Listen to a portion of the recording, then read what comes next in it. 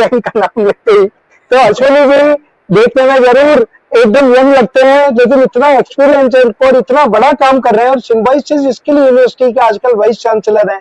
Ashwini ji, please give your opinion, how we can help in, how Rotary can help in Skill India and Atmanirbhar Bharat. Please Ashwini ji. आप muted है sir अभी। हाँ, आपके vice sir प्रथम मैं जितने भी हमारे गणमान्य व्यक्ति ई डैश पे उपस्थित हैं और जो ऑफ द डैश उपस्थित हैं, क्योंकि आजकल ई डैश वर्ड कॉमन हो गया है कोविड के कारण स्पेशली, तो मैं आप सबको नए वर्ष की हिंदू संस्कृति के हिसाब से और भारतीय नववर्ष की शुभकामनाएं देता हूं। और मैं बिफोर आई स्टार्ट स्पीकिंग मुझे लगा कि आज मुझे हिंदी में बोलना चाहिए। जब हम हिंदू नववर्ष की बात कर रहे हैं तो मैं बहुत दिनों बाद हिंदी में एक भाषण देना चाह रहा था, अपने विचार व्यक्त करना चाह रहा था। और मैं इस प्लेटफॉर्म के माध्यम से भारद्वाज साहब का जरूर एक शुक्रगुजार हूँ, उनको धन्यवाद देना चाहूँगा कि उन्होंने रोटरी क्लब के साथ मिलकर ये बहुत बढ़िया एक प्लान किया है, क्योंकि आज इन्होंने 3 पिलर पे डिस्कशन रखा है, जबकि जनरली जितनी भी वेबिनार होती हैं वो या तो एजुकेशन पॉलिसी पे होती है, या स्किल पे होती है, या आत्मनिर्भर भारत को होती है। तो आपने संगम बना दिया, क्योंकि आप इलाहाबाद से पढ़े हुए हैं, तो आपने इसको 3 in 1 कर दिया। लकीली मैं भी इलाहाबाद NIT का पढ़ा हुआ हूँ, तो उसके लिए मुझे ऐसा लगा कि आपके अभी भी दिमाग में वो मोतीलाल आया हुआ है। और जहाँ तक कभी भारद्वाज साहब ने कहा, आज हमारे यहाँ पे भी बहुत बड़ा रोटरी क्लब पूना का फंक्शन था हमारे कन्वोकेशन हॉल में, but because of shutdown and other things वो थोड़ा टाइमिंग पोस्टपोन हुआ है। तो मुझे पता है कि रोटरी क्लब का भी बहुत बड़ा एक सपोर्ट रहा है देश के ग्रोथ के अंदर। और इस तरह मैंने राजेश अग्रवाल जी को सुना और ये सुना मैंने कि वो कोटा के हैं, तो मुझे बड़ा एक सीना मेरा गर्व से और चौड़ा हो गया, क्योंकि मेरा बर्थ भी कोटा का और मेरी स्कूलिंग भी कोटा की है। जहाँ तक जो टॉपिक की बात हो रही है, मैं टॉपिक पर आने से पहले कुछ फैक्ट्स फिगर देना चाहूँगा, क्योंकि जब हम स्किलिंग की या आत्मनिर्भर भारत की बात कर रहे हैं तो ये हमें समझना पड़ेगा कि आज के समय में माननीय प्रधानमंत्री महोदय ने आत्मनिर्भर भारत लोकल फॉर वोकल क्यों कहा, और उसका कारण ये है कि शायद वर्ल्ड की 3 सबसे बड़ी इकोनॉमी जो डिजिटल कंज्यूमर हैं उनमें भारत का 3रे नंबर पे स्थान है वर्ल्ड की जितनी इकोनॉमीज हैं। दूसरी बात कि पिछले 1 साल के अंदर हमारे जो यूजर्स थे इंटरनेट के वो 62.5 करोड़ हो गए, हमारी पॉपुलेशन करीब 135 करोड़ है।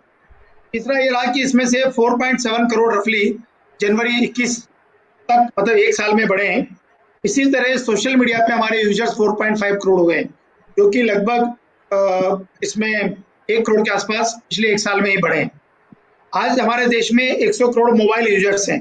मैं आपको ये बात इसके लिए बता रहा हूँ क्योंकि जो हम अभी नई इंडस्ट्रियल रेवोल्यूशन 4.0 की बात कर रहे हैं, क्योंकि आपको पता होगा कि पहला हमारा इंडस्ट्रियल रेवोल्यूशन जो रहा वो बेसिकली एक तरह से मैकेनाइजेशन के ऊपर डिपेंडेंट था, और उसके अंदर हमने स्टीम और वाटर के पावर को यूज किया था। जो हमारा दूसरा इंडस्ट्रियल रेवोल्यूशन आया उसमें हमने मास प्रोडक्शन पे ध्यान दिया और हमने असेंबली लाइन्स को बढ़ाया। तीसरा जो हमारा इंडस्ट्रियल रेवोल्यूशन आया वो ऑटोमेटेड प्रोसेस था, जहाँ पे हमने कंप्यूटर का या IT का उपयोग किया। परंतु ये जो इंडस्ट्रियल रेवोल्यूशन 4.0 है, जो कि हमारे देश को आत्मनिर्भर बनाने में या हमारे देश को जो हमारी युवा शक्ति है, क्योंकि हमारे देश को वर्ल्ड का सबसे युवा देश माना जाता है, जहाँ पे कि लगभग 62% पॉपुलेशन लेस देन 55% है। तो ये माना जा रहा है कि इस युवा शक्ति को हम उपयोग में लाके इंडस्ट्रियल रेवोल्यूशन 4.0 में काफी अच्छा कंट्रीब्यूशन दे सकते हैं। और इसमें इंडस्ट्रियल रेवोल्यूशन 4.0 में है क्या, बेसिक यही है, हम स्मार्ट फैक्ट्रीज की बात कर रहे हैं, हम ऑटोमेटेड सिस्टम की बात कर रहे हैं, हम IoT की और मशीन लर्निंग की बात कर रहे हैं। अब इसके जब डिटेल में हम जाते हैं हम देखेंगे कि इसके जो टेक्नोलॉजिकल पिलर्स हैं वो किस तरह हमारे, जो मैंने आपको फैक्ट्स एंड फिगर्स बताए थे भी, किस तरह हमारे मोबाइल का एप्लीकेशन बढ़ रहा है, किस तरह हमारे इंटरनेट यूजर्स बढ़ रहे हैं, इसको सपोर्ट करता है। और उसमें सबसे बड़ा है कि साइबर सिक्योरिटी। आज की तारीख में हर जगह आपको पता है ऑनलाइन ट्रांजेक्शन हो गए हैं। भारत ने जब से नोटबंदी चालू की है, हर आदमी Paytm, ATM, whatever it is mechanism use करके ऑनलाइन पेमेंट कर रहा है। तो साइबर सिक्योरिटी एक बहुत बड़ा रोल प्ले कर रही है, जहाँ पे हमें लोगों की स्किल बढ़ाना जरूरी है। और इसमें कोई ऐसा स्किल नहीं है कि आपका इंजीनियरिंग बैकग्राउंड होना चाहिए। कि मैं ये सोचता हूँ कि जो लोग कम पढ़े लिखे हैं वो ज़्यादा इसमें कंट्रीब्यूट कर सकते हैं, या जिनका दिमाग डिस्ट्रक्टिव माइंड है, that can be converted into creative mind. क्योंकि आज की तारीख में हमारी जितनी भी वर्कफोर्स है उसमें से करीब 5% तक खाली स्किल्ड है। ये एक बहुत बड़ा पैरामीटर है जिसको हम बढ़ा के 50% भी यदि करते हैं तो हम आत्मनिर्भर की तरफ जा सकते हैं। दूसरा है हमारा cloud computing, mobile technology, 3D printing, advance robotics, IoT, 5G जो नया कंसेप्ट आ रहा है, और कंज्यूगेटिव कंप्यूटिंग। मतलब ये ऐसे पिलर्स हैं जहाँ पे यदि हम प्लान करें और यदि हम स्किल डेवलपमेंट चालू करें लोगों का, तो आई थिंक हम स्कूल लेवल पे भी कर सकते हैं। और यही बात NEP 2020 में प्लान की गई है कि हमें जो 5th क्लास ऑनवर्ड्स बच्चों को धीरे धीरे कुछ ना कुछ स्किल सेट देना है एजुकेशन सिस्टम में। तो ये एक बहुत बड़ा सोच है सरकार का, और इसके ऊपर राज्य सरकारों ने कमेटी भी बनाई है। मुझे ये कहते हुए बड़ी खुशी हो रही है कि मैं महाराष्ट्र राज्य सरकार की एक कमेटी का मैं मेंबर भी हूँ, जिसका नाम हमने रखा है रीइमेजिंग द वोकेशनल एजुकेशन। जैसा संजय जी साहब ने कहा, ये बात सही है कि हम विवॉक और बीटेक को कंपेयर नहीं करते हैं।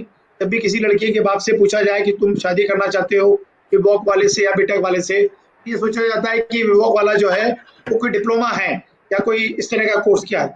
जबकि सच्चाई यही है कि आज की तारीख में विवॉक की डिमांड ज़्यादा हो गई है बनिस्बत इंजीनियर्स के, क्योंकि वहाँ पे हैंड्स ऑन होते हैं, वहाँ पे उसको स्किल होती है। जबकि जो हम कन्वेंशनल एजुकेशन सिस्टम की बात करते हैं तो खाली हमें वहाँ नॉलेज गेन होती है।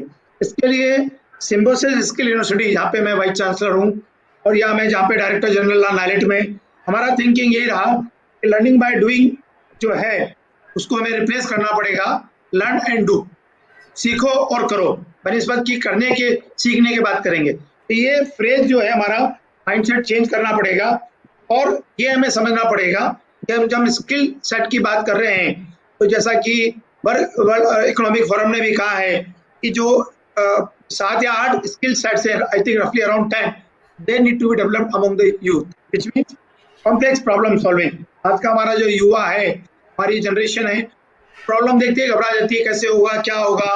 तो एक हमें उनमें ये धीरे धीरे प्रैक्टिस करानी पड़ेगी, उनको इस तरह की केस स्टडी देनी पड़ेगी, इस तरह के प्रैक्टिकल देने पड़ेंगे जहाँ पे कि वो कॉम्प्लेक्स प्रॉब्लम्स होती है उसको सॉल्व कर सके, क्रिटिकल थिंकिंग हो, आउट ऑफ बॉक्स थिंकिंग हो।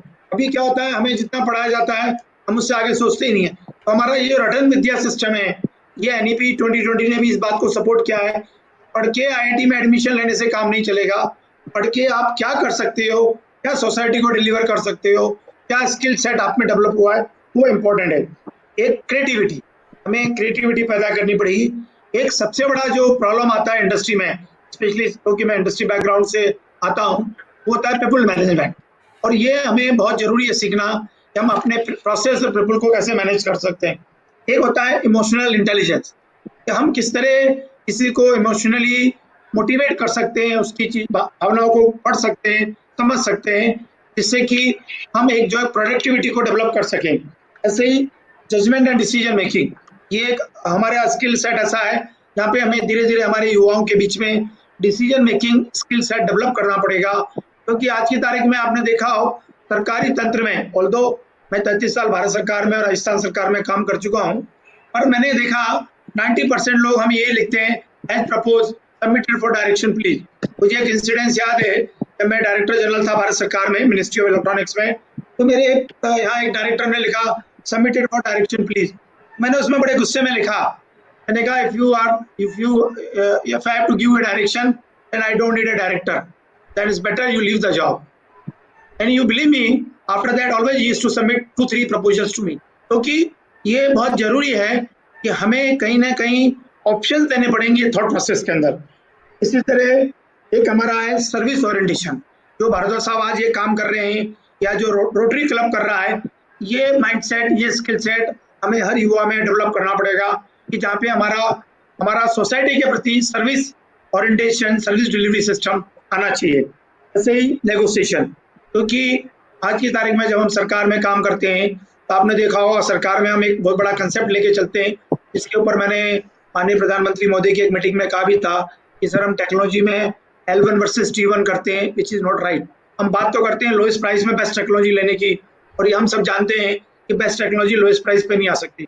और ये हमारा एक ब्रिटिश सिस्टम चला आ रहा है, धीरे धीरे सरकार ने भी चेंजेस किए हैं और ये स्किल सेट हमें डेवलप करना पड़ेगा। और लास्ट में जो मैं बताना चाहूँगा वो है कोऑर्डिनेशन विद अदर्स।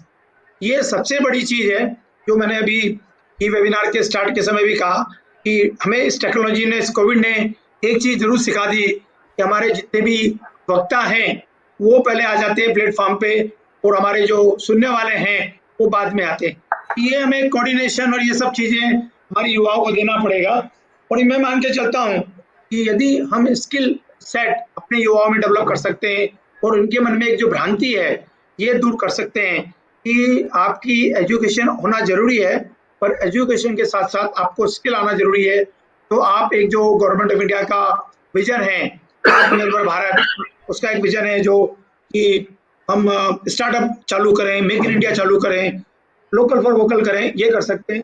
और मैं रोटरी क्लब, जैसा कि अग्रवाल साहब ने कहा था कि हम किस तरह कंट्रीब्यूट कर सकते हैं, मैं हर वक्त रोटरी क्लब के क्लब को कोई भी मेरे लायक जो भी कोई सपोर्ट चाहिए या कोई इस तरह का स्किल में कोई प्लेटफॉर्म वो यूज करना चाहते हैं जहां मैं उनकी मदद कर सकूं, हर वक्त तत्पर हूँ। सिर्फ मैं ये जरूर कहना चाहूँगा, क्योंकि मैं कोटा से बिलोंग करता हूँ, राजस्थान में मैं सर्विस की है, कि हमें ट्रेडिशनल स्किल्स जो हमारे राजस्थान में सबसे ज़्यादा हैं वो हमें जरूर प्रमोट करनी चाहिए, क्योंकि आने वाले समय में जो माननीय प्रधानमंत्री महोदय या भारत सरकार भी कह रही है कि हमें आने वाले समय में आत्मनिर्भर बनेगा, और ये जब भी बन सकता है जब हम ये बताएं लोगों को कि नॉलेज के साथ साथ नो हाउ भी देना जरूरी है, नो हाउ होना भी जरूरी है।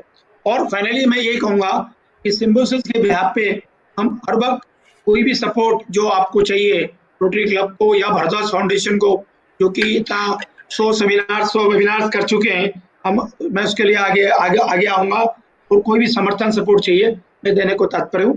सिर्फ लास्ट में मैं एक धन्यवाद देना चाहूँगा और यही कहना चाहूँगा कि हमें सभी कॉलेजेस, यूनिवर्सिटीज और प्लेटफॉर्म पे लर्निंग बाय डूइंग को हटाना पड़ेगा।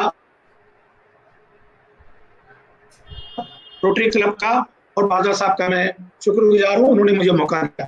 Thank you very much. Thank you very much Ashwini ji, आप बहुत बिजी हैं मुझे पता है, उसके बावजूद आपने इतना समय, और बहुत ही बढ़िया बात आपने बोली। आपने IR 4.0 के लिए आपने कहा, आपने रोबोटिक्स, IoT, आपने मशीन लर्निंग, सभी चीजों के लिए आपने, या वो 3D प्रिंटिंग हो, आपने सभी चीजों के बारे में बताया। आपने कहा वर्कफोर्स जो है वो 5% ही अभी तक हमारी स्किल्ड है, हमें इसको 50% स्किल्ड करना है। हमारा युवा देश है जहाँ की most of the population is young, और सीनियर्स भी हमारे यहाँ आप जैसे हैं, या संदीप सचेती जी, रैना साहब, जितने भी लोग, प्रभु जी, सब एक से एक बड़े लोग यहाँ बैठे हैं, अजय डाटा साहब, PC संघवी जी, कल्ला साहब, सभी एक से एक बड़े लोग यहाँ हैं। तो अगर इनको सही डायरेक्शन मिले तो भारत, हमारा जो देश है वो आत्मनिर्भर भी बनेगा और स्किल बनेगा, और उसके साथ साथ आत्मनिर्भर भी बनेगा। Thank you very much for your advice. आपने EQ का भी जिक्र किया, आपने स्किल्स भी बताई, problem solving, negotiation, critical thinking, ये सब स्किल होनी चाहिए। Thank you very much Ashwini ji, आप हमारे बीच में आए बिजी होते हुए, और आपने इतना समय लगा के बहुत अच्छी चीजें हमें बताई। अजय डाटा जी, साथियों, मैं उन्हें इन्वाइट करना चाहूंगा, अजय डाटा जी, जिनका ये प्लेटफॉर्म है वीडियो मीट, और जो कि कोविड में इन्होंने